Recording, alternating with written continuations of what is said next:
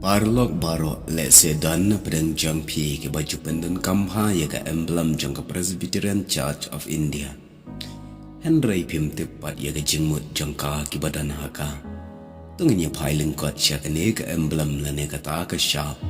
jong ka balang Presbyterian Church of India. Leng bag ni ka video kan long ka jingpen kan mau na ka benta ki to ki bala tiam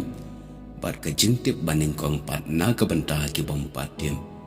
Tu mentah nginya pai lingkot kindiat halor ki jingmut jong kene ke emblem bat kat kum kadur ke badan haka ringkat ki jingmut kabaning kong ngin syam ladang ipat ya kene ke emblem pinyu ining kong ya ka salkel ane kata ka bapelun bat ka jingtmu jong ka bapelun ka bomon ka jingya teli ka wei ki balang ka baar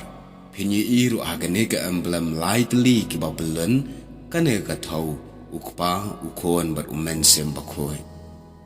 nang ta ka balai pat ka bible kane ka thau ya ka ktien ublai na ka bentai ki ban riu bara nang ta ka basau pat phinyi iru ya ka sem hajrong jong ka bible kane ka sem kade ka jingthmu jong ka kalong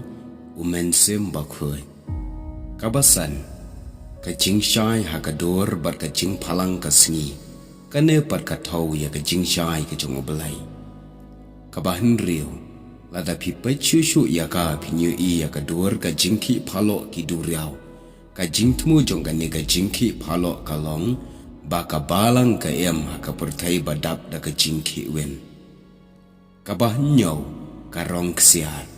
lane ka ta ka rong golden kane pat ka thau ya ka buram jong ka balang ukres ka ba phra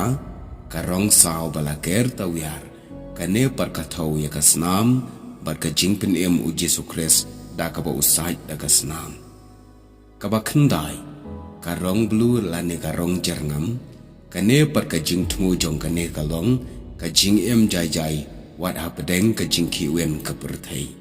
kine ki long ki jingthmu bar ki jingmot jong kane ka emblem Presbyterian Church of India ka parlong nganget kan long ka jingmentoi bat ka jing tem bat ka jing pen kan mau na ka benta jampi ko blai shibon